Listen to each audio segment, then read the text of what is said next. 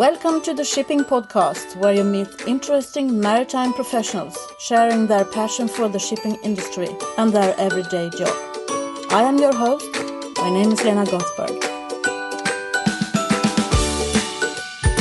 Mind the gap between the train and the platform. Mind the gap between the train and the platform. Welcome to the 36th episode of the Shipping Podcast. Thank you for listening to this podcast, and thank you for spreading the word about it, that it's out there, available for everyone to download from iTunes or from Stitcher, depending on what kind of mobile you're carrying. I've been doing this almost for a year now, and I have got more than 30,000 downloads. I didn't expect that. So, from the bottom of my heart, thank you. Thank you very much for making my dream come through and making this possible. Your support is worth so much to me and for the future of this podcast. So today we're going to talk about the Seafarers. The world celebrated the Day of the Seafarer on the 25th of June, as they do every year. So I think it's appropriate that in this episode we will meet Roger Harris, the Chief Executive of the ISWAN, that is International Seafarers Welfare and Assistance Network. They work with seafarers who find themselves in difficult situations or require support or assistance in some way. I met with Roger on February the 3rd, and this interview is held in a hotel lobby. You will hear that they have a new, very engaged espresso machine. So that will be a bit disturbing for you, but it's important that you listen to what we are talking about. And I'm not quite sure that the two ladies that just walked in on our interview are aware that their conversation is also on tape now. I have learned not to make interviews in a hotel lobby in the future. I hope you will enjoy our chat. It's about the seafarers' welfare. This is Roger Harris for you. So what is the International Seafarers Welfare Network? It's an international charity and international NGO. We've been around for nearly 3 years. It's an amalgamation of two other charities. One was called the International Seafarers Assistance Network, and the other one was called the International Committee on Seafarers Welfare. And our broad role is to promote the welfare of seafarers worldwide, and we have a kind of strategic role. We have observer status at the ILO, but we work very closely with the ship owners, with the International Chamber of Shipping, the unions, the International Transport Workers Federation, and the Christian missions. And we also have members who are governments, national welfare boards, and other maritime companies as well. So how did you end up there? What is your background? Well, my background, my main background is in fundraising for NGOs, but I actually was going to go to sea when I was about 15 or 16, but then I discovered discos and girls and going out, and I took another career path. But then about 6-7 years ago, I saw a job advertised, and I thought I'll apply for that. And I always had a love of the sea. And so basically, you've been working with fundraising before, but not in shipping. No, I've worked for a number of organisations. I started off really fundraising way back. I used to work for the anti-apartheid movement, and we had a cooperative that we used to sell goods from what's called the frontline states. So we had a marketing co-op, and I got into fundraising through that. And then I actually went to work for the anti-apartheid movement itself. I worked for the ANC raising money for Nelson Mandela's election campaign, and then I worked for an AIDS charity and a development charity. So my background is mainly in fundraising, and then I wanted to move into a CEO role, and the post at the ICSW, as it was called, then came up, and I got the job. Okay. So what kind of project do you do? We have a range of projects. One of the main things we do, we run a 24-hour helpline for seafarers called SeafarerHelp. It's a multi-lingual helpline. We have Filipino speakers, Russian speakers. Mandarin speakers, Hindi speakers. So we run that, and we actually, although it's a helpline, a lot of the contacts now are through the web and through Facebook. So are the people answering, are they former seafarers, or are they? No, then one person worked for a shipping agency, but the people who we employ haven't necessarily had any experience in maritime. But some of the people have been there for like 10 years, are quite experienced now in handling the problems of seafarers. And what we do with SeafarerHelp, we refer a lot of calls on to other agencies, such as the International Transport Workers Federation, some of the missions. And if there's not a welfare agency in a port, then we might contact the embassy or the Red Cross. So we deal with a range of problems, from like non-payment of wages, through to abandonment, through to kind of personal issues or issues that seafarers have, like a bereavement or something. We also have calls from like families of seafarers. Unfortunately, we had a call from like a mother of a seafarer who was lost at sea. So we have a whole range of calls. We have quite a lot of calls from seafarers phoning up for jobs, but we can't really help them. So. Okay, I can understand that. But how many contacts do you have in a year? Well, last year in 2015, we had about 2,200 cases, as we call them, and we helped nearly 10,000 seafarers. Because some of the cases that come in affect a whole crew or more than one seafarer, like if it's non-payment of wages or abandonment, it tends to affect the whole crew. So do you see any trends or any changes in what people are asking for help about?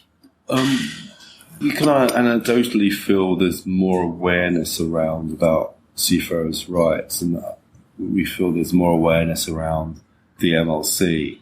I mean, I have to say that calls we get tend to be from seafarers who are employed by companies that don't really necessarily treat the seafarers well. We don't get many calls from some of the bigger companies and the well-known companies that we generally know and have good welfare for seafarers and look after the seafarers' families. So we tend to hear from seafarers from the lower end of the market, if you like.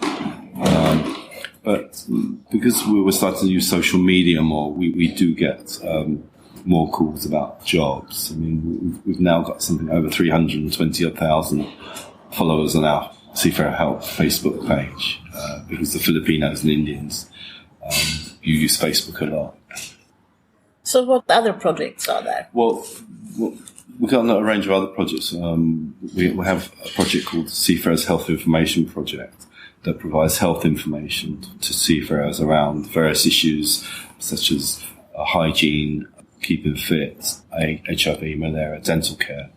And this project's been going for a number of years now, but we're hoping to revamp it and to actually start to run health campaigns, because there's about 9 areas that we look at. But I think in the past we've tended to put out the information all at once, and what we're looking to do is to work with partners, with ship owners, with unions, with welfare organisations around specific campaigns. So that's what we're hoping to work on in the next couple of years, and then to start to use social media more, to use apps more, rather than just rely on sort of printed pamphlets.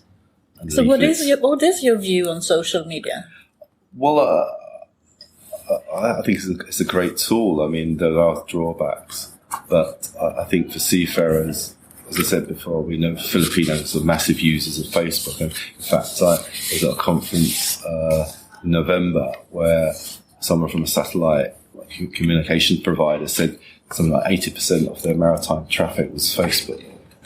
So it's a massive. I think it's a great aid for seafarers to keep in contact back home. I think that's a massive issue for seafarers. Communications is their number one welfare concern. I think it's great for getting information out there. And I think there are drawbacks to it, but I think, provided social media is on board, managed well, I think it can be a great asset. Yeah, it has to be curated in one way or the other, and people have to get some training, I think. Yes, I mean, there's a lot of misinformation on the internet, but I think for us, as a small organisation, it's a great tool. It enables us to reach a lot more people. and also enables us to kind of know a lot more about what's happening in the world, in the maritime industry, and also about cases where seafarers are maybe abused or maybe have problems. So there's lots of positives to it. Mm. I read on your website, I think it was, that you also train ship visitors. Who are they? Yeah, we've had a program for a number of years where it's called the Ship Welfare Visitors Course. And around the world, there's something like 430 odd seafarer centres. And a lot of them now, the model of seafarers' welfare has changed, where in the old days, seafarers had time to go to the centres, they were in ports for days. A number of the centres had accommodations, the seafarers used to stay there with crew changes, etc. Now with the short turnaround times, the problems of getting in and out of the port, the model's changed where welfare workers want to go onto the ships to actually take papers, take phone cards, take portable Wi-Fi onto the ships and speak to the seafarers. So there's been a course that was originally developed in the UK, actually training volunteers and full-time welfare workers to basically, it's a health and safety course to how you enter a port safely, how you're aware of all the dangers in the port, of moving vehicles, of getting on board the ship safely up the gangway, and knowing about the ship really, and knowing about the different parts of the ship, where the crew quarters are, some of the protocols, and about not going into seafarers' cabins because they could be asleep, ensuring you get the permission of the master to go on board. It's that type of thing, but it's being developed now into an online course. It's being developed into taking in more about the MLC. So sorry, MLC, what is that? Sorry, the Maritime Labour Convention, which has a significant component part around welfare and access to welfare facilities and about health, and a small part around facilities and welfare facilities on board as well as on shore. So it's quite a major convention.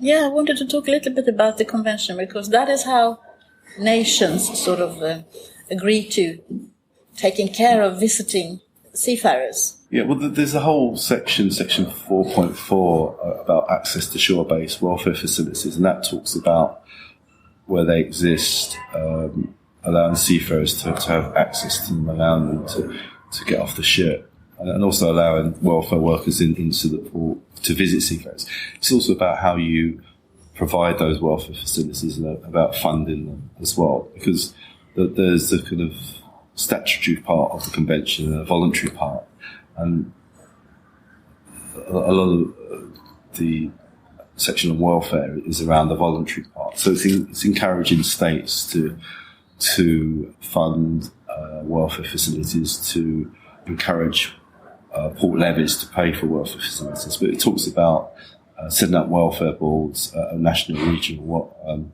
local level, and that's really important to have these structures where, particularly in the port, where the various stakeholders, the ship owners, the port authority, harbour masters, unions, police, welfare workers can all come together to talk about the visiting seafarers, the issues that they face, and to ensure that they have a good visit to that port. Because I think in a number of ports around the world, seafarers aren't really factored in, they're forgotten about.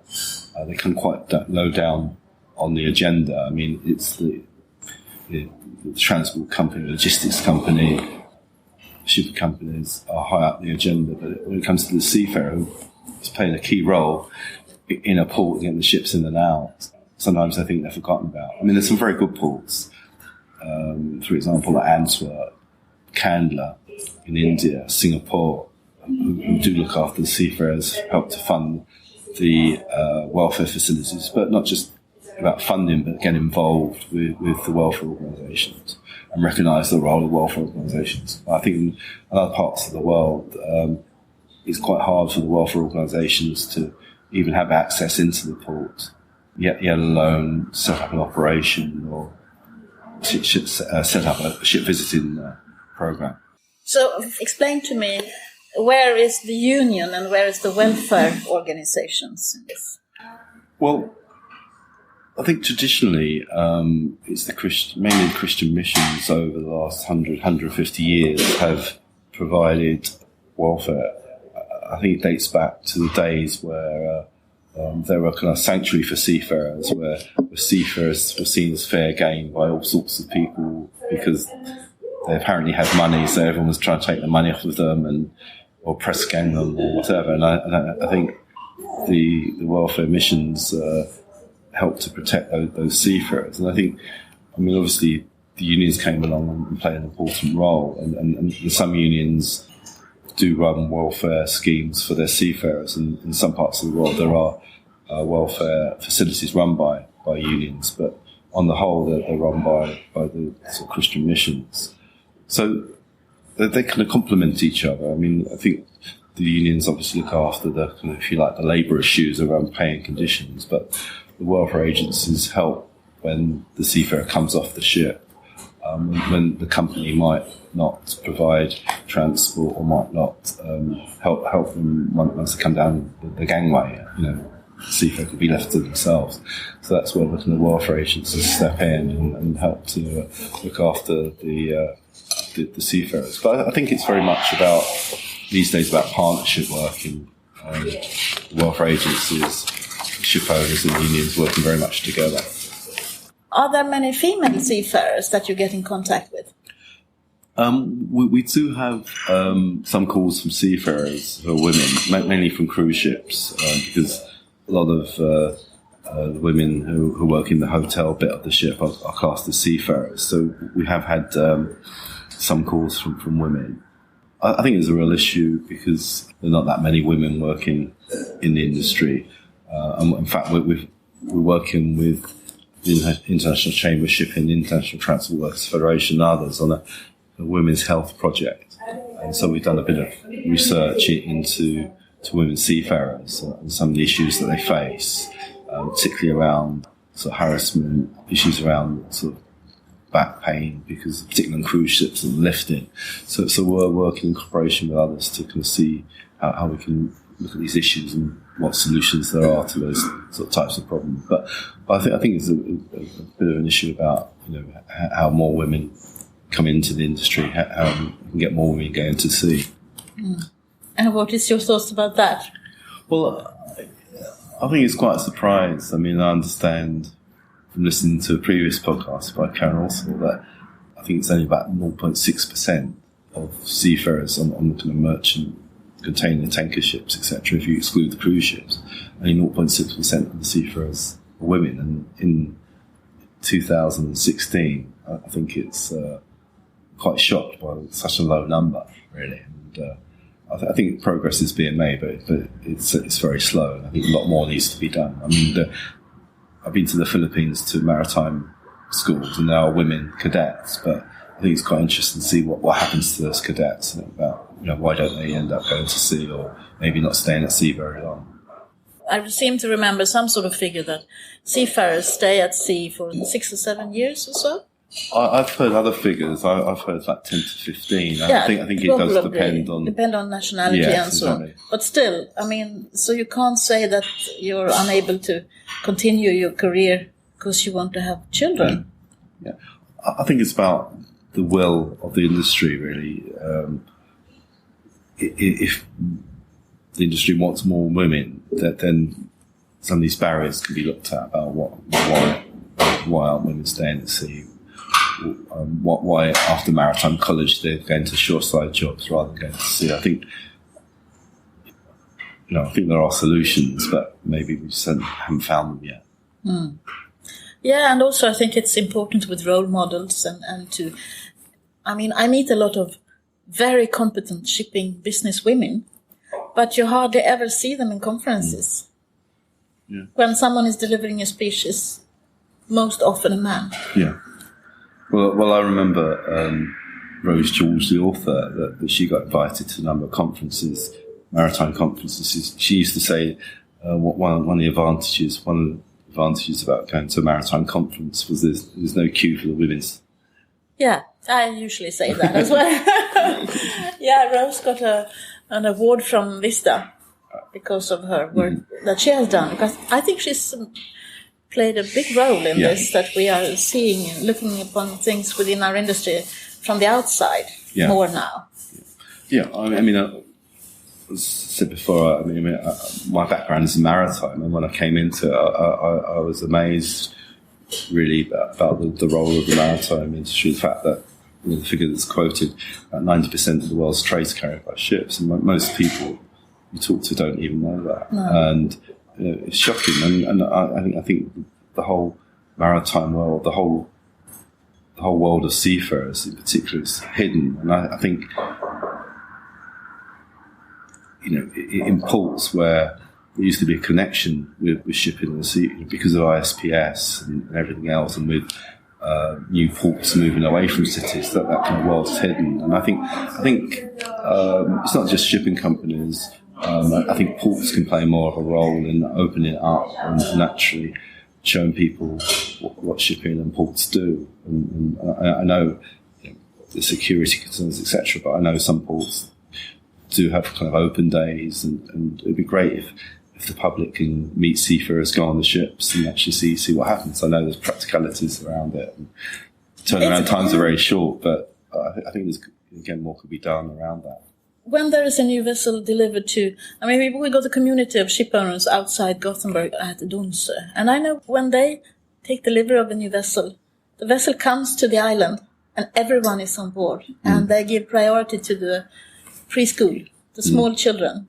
Of course, they are more interested in the sea and vessels for many reasons, but they had seen a ship before everyone else, more or less. And I think it was the same when the Maersk vessels were built at Linne Yard, which is in Denmark, that they had all these school classes visiting.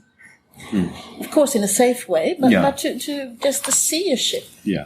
No, I think, particularly cruise ships, in some ways they're more accessible. People go on them. But I think for people to see a container ship, I was amazed. The first time I went into an engine room with a container ship, I was absolutely gobsmacked by the size of it and the size of the engine. And, it's amazing. So I think more, particularly on the merchant ships and container tankers, etc., I think people, need to get on them and see them. I know there are issues around access, but I think that would, show people the role of shipping and actually excite younger people into actually thinking about a career at sea. Yeah, especially now when there are so many exciting things happening with the technical leap that we are taking now in many different ways, both on the ship but also on land and in ports and sea traffic management and whatever there is.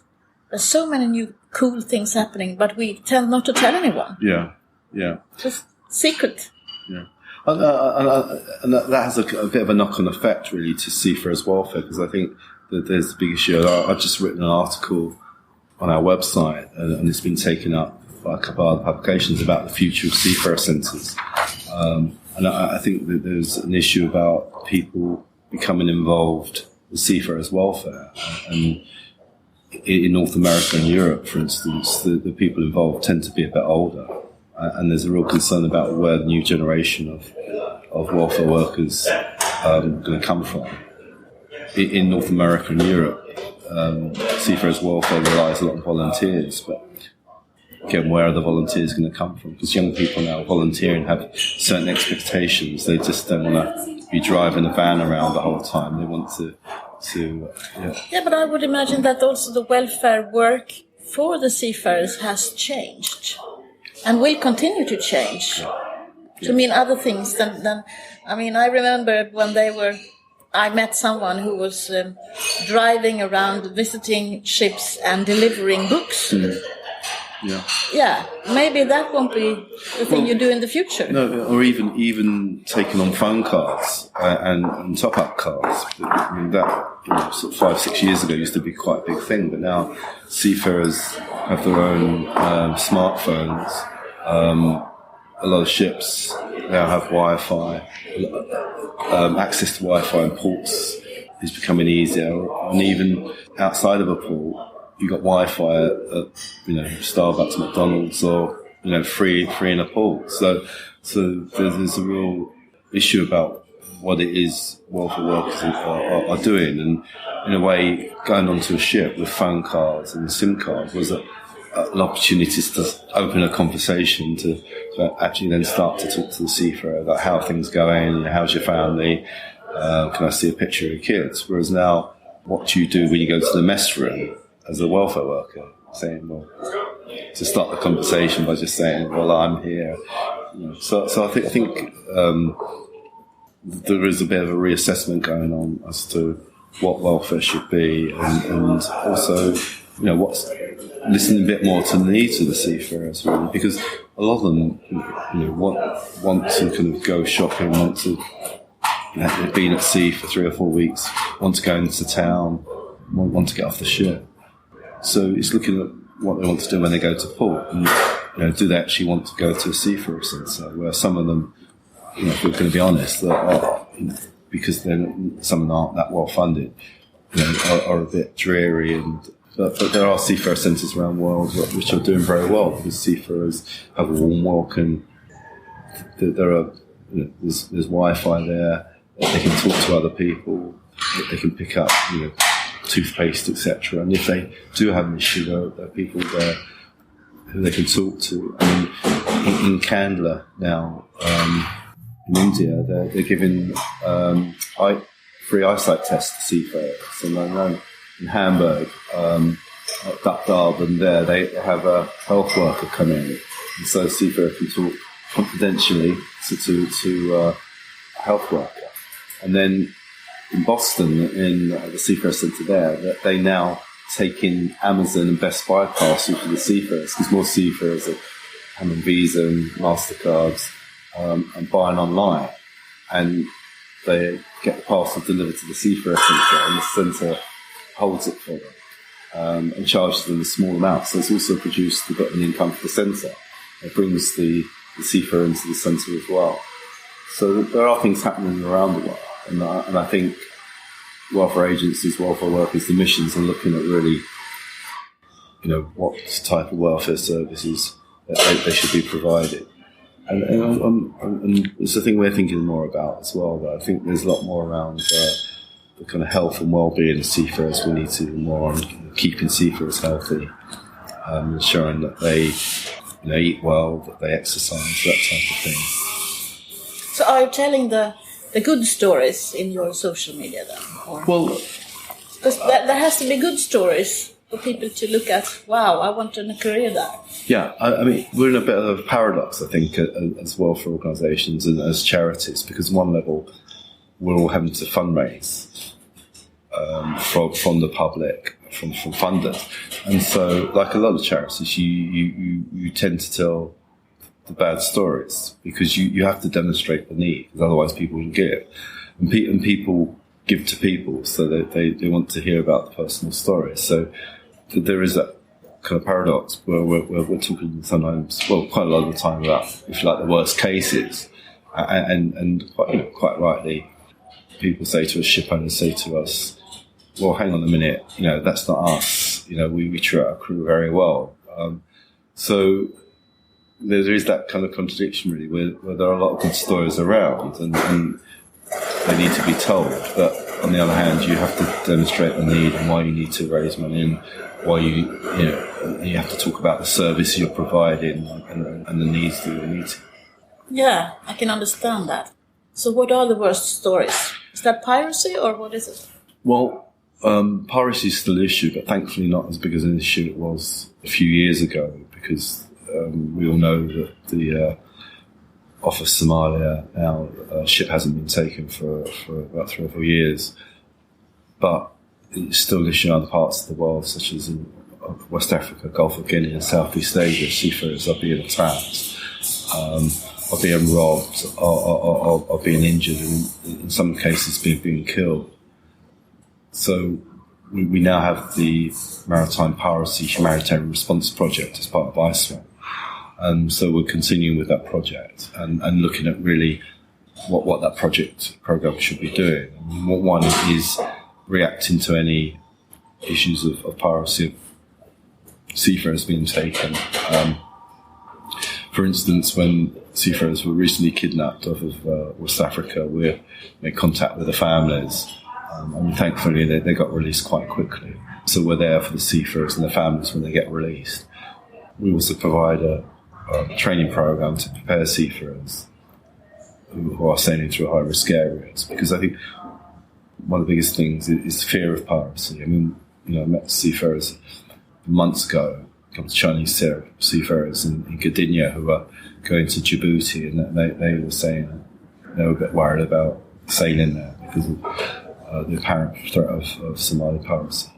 So it's still an issue, and still more needs to be done, particularly by governments, in arresting pirates and prosecuting them.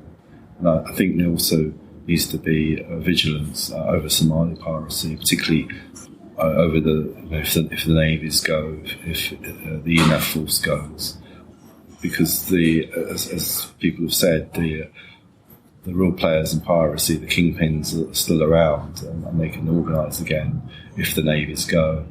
So there still needs to be vigilance to ensure that those ships aren't going to be seized again. I think people have to look at what happens to the crews after they're seized, and particularly the cases where the owners walked away and where the seafarers were held for 3 or 4 years and under appalling circumstances, and our project still supports those. But unfortunately, some of those seafarers have gone back to sea, but some are still having to deal with the after effects.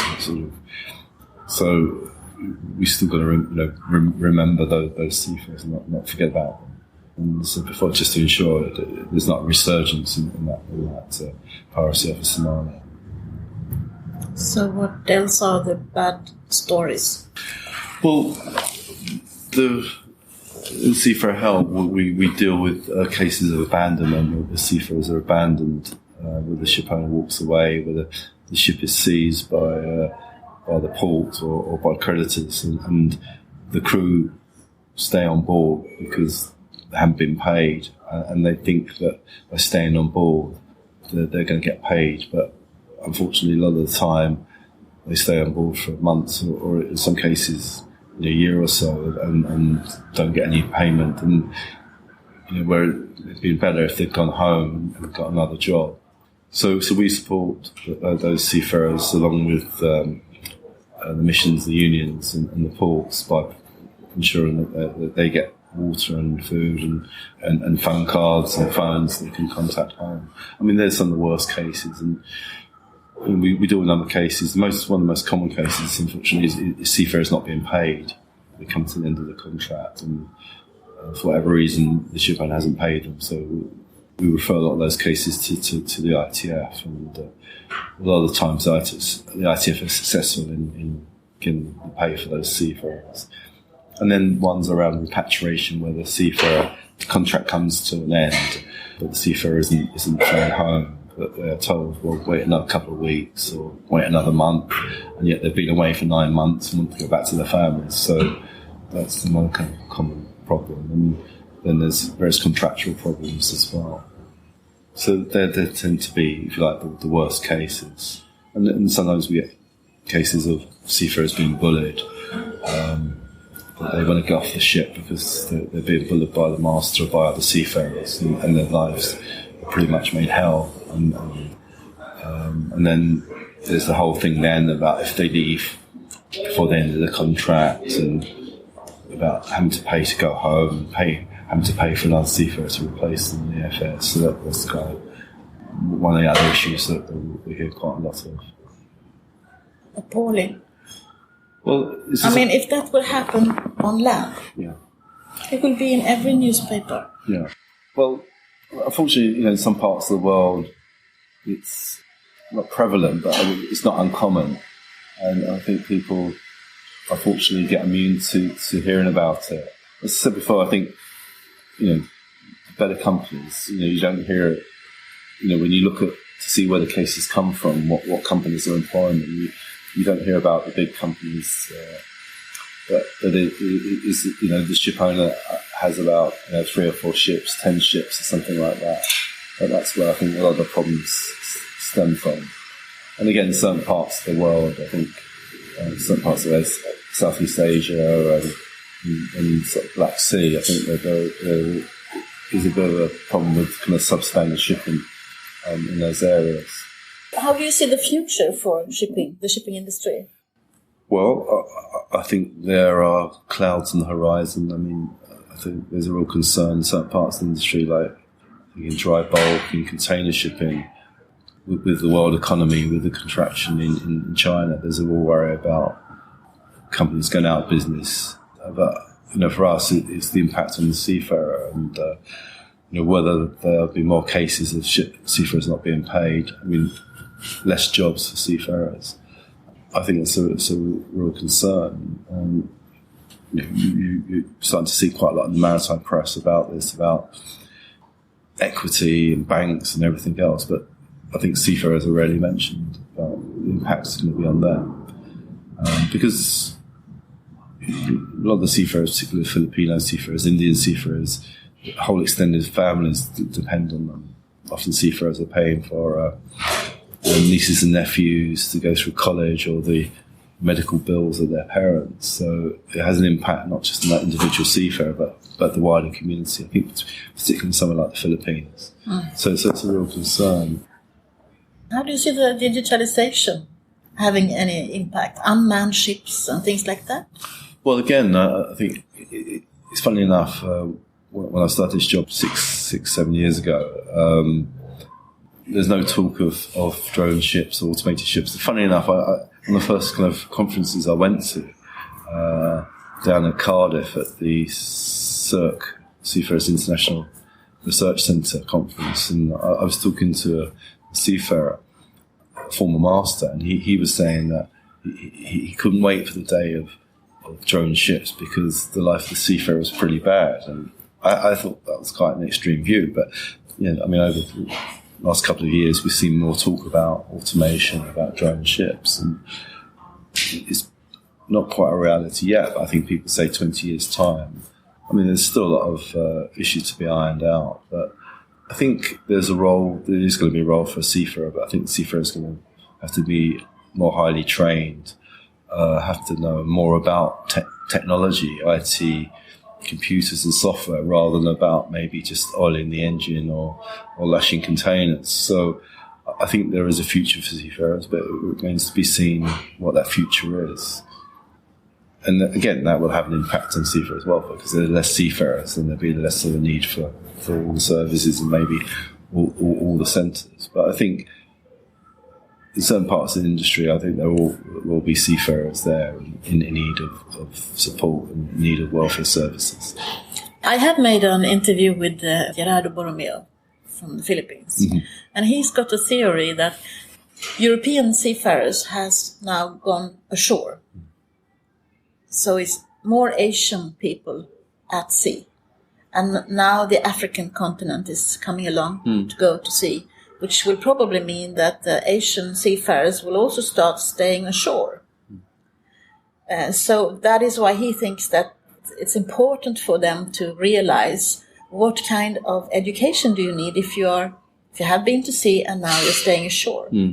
Are there any trends that they can learn from that happened, European or North American people who's now more working on shore than at sea?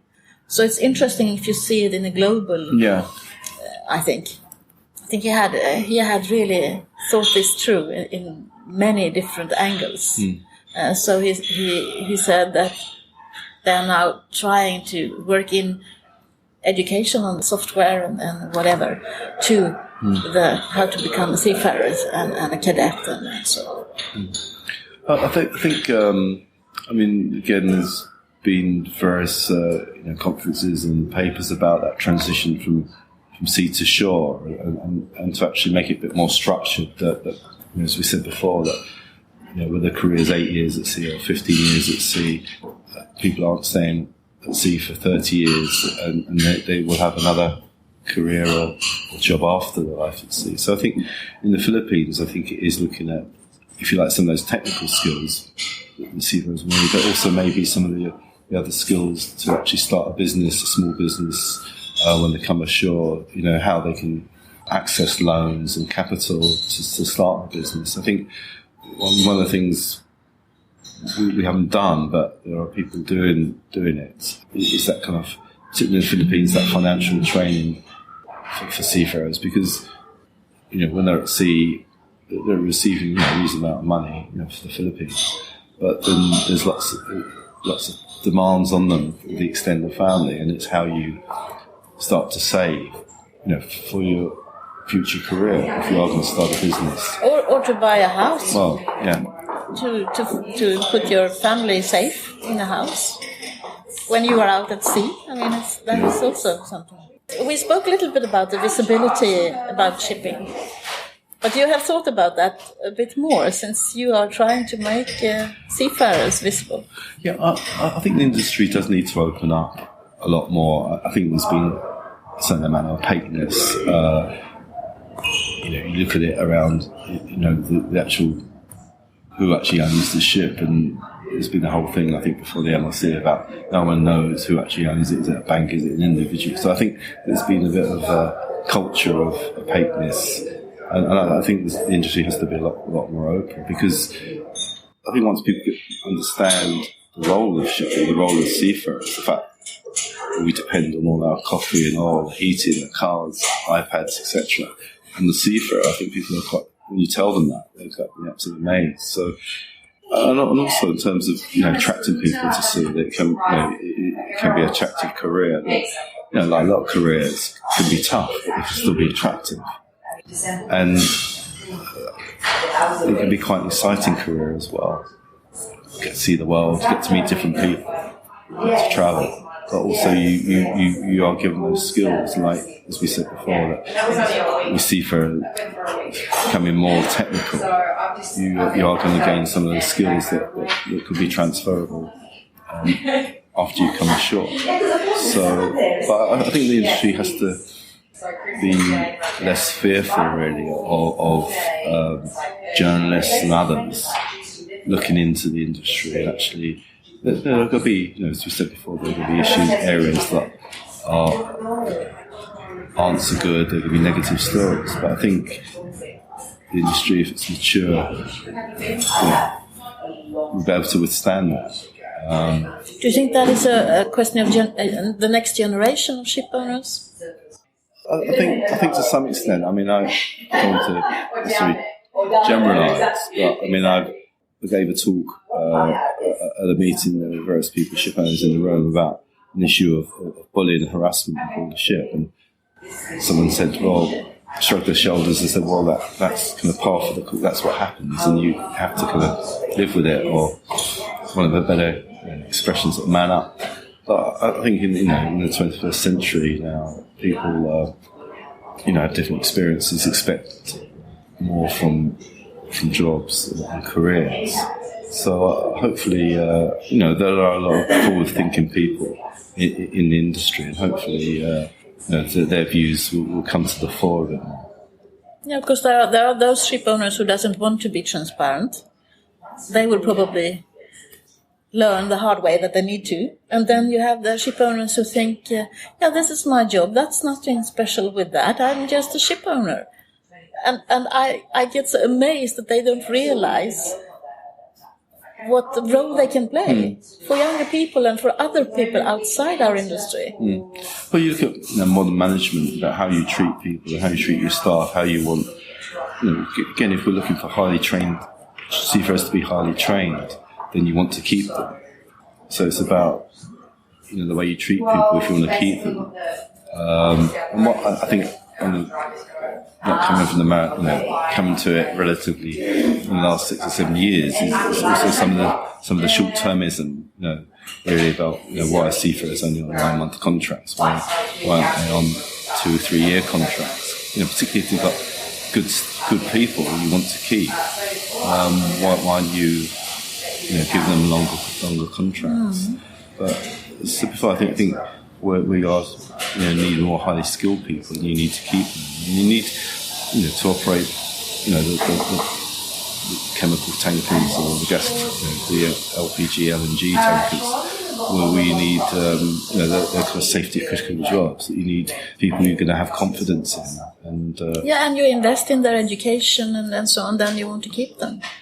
Yeah, and things like around, it's come up quite a lot now, is about giving people access to the internet, see the whole connectivity, and there's various studies that show that the seafarers are starting to look at the kind of connectivity on the ship before making a decision as to which company they're going to join. So, we're going to get them there. Thank you for your time. Who would you be interested in listening to in a podcast in the future? There's a couple of people spring to mind. One of them is a person who I kind of work with, who works in the welfare sector, a person called Jason Zuderman. He's the executive secretary of the North American Maritime Ministry Association. The thing that's good about him, he's under 40. He's a very bright person and he's quite forward thinking. So I'd quite like to hear from him. And I'd like to probably hear from this, I don't know her name, but this new master of a cruise ship. And was one of the first women masters